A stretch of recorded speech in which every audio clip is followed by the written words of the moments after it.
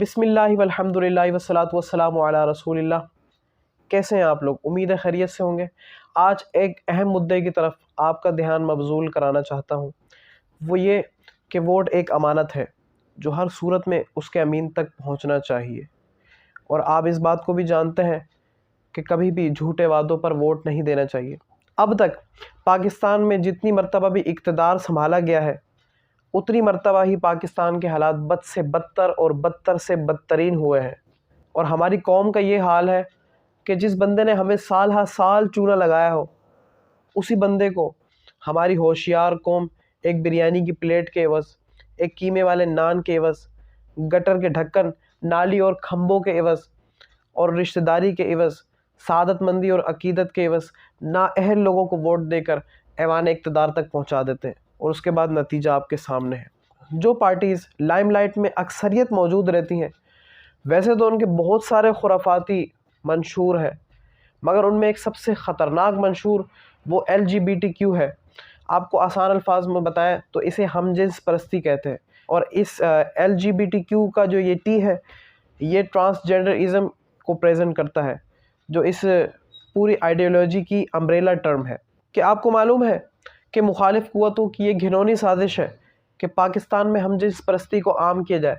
پاکستان میں بے حیائی، فحاشی و عریانی کو عام کیا جائے، اور ان کا یہ موٹیو ہے کہ مسلمانوں کے دلوں سے حرارت ایمانی کو نکال کر باہر پھینک دیا جائے اور پھر ان پر قابض ہوا جائے۔ ووٹ دینا آپ کا سماجی اور معاشرتی حق ہے، آپ نے ووٹ ضرور دینا ہے، مگر ووٹ دینے سے پہلے ضرور یہ بات سوچئے گا کہ آپ جسے ووٹ دے رہے ہیں، کیا اس کو ووٹ دینے سے آپ کا ایمان محفوظ رہ سکے گا، آپ کی عزتیں محفوظ رہ سکیں گی، آپ کی آنے والی نسلیں محفوظ رہ سکیں گی۔ اور میری مؤدبانہ گزارش ہے تمام لوگوں سے کہ جس طرح آپ سبزی اور فروٹ خریدتے ہیں، اور جس طرح آپ اس کو چیک کر کے خریدتے ہیں، اور جس طرح آپ خربوزے کو بھی ہلا ہلا کر چیک کرتے ہیں، اس طرح کم سے کم الیکشن سے پہلے اپنے کینڈیڈیٹ کو ایک دفعہ ہلا کر ضرور چیک کیجئے گا کہ کم سے کم وہ اس قابل ہے بھی صحیح کہ اسے ایوان اقتدار تک پہنچایا جائے۔ بہرحال آپس کی بات یہ ہے کہ کسی نئے بندے کو موقع دیا جائے۔ یہ ساری گفتگو کرنے کا مقصد ایک ہی ہے کہ اب بھی آپ کو انہیں ووٹ دینا چاہیے۔ کیا آپ اللہ اور اس کے رسول صلی اللہ علیہ وآلہ وسلم کے باغی بنیں گے؟ کیا آپ پچھلی امتوں پر نازل ہونے والے عذاب کو بھول چکے ہیں؟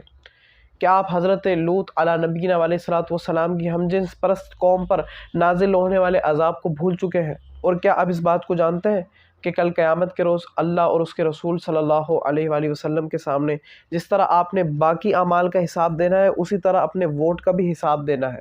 اب سوال یہ پیدا ہوتا ہے کہ اس ساری سچویشن کے اندر ہمارا سٹینڈ کیا ہونا چاہیے؟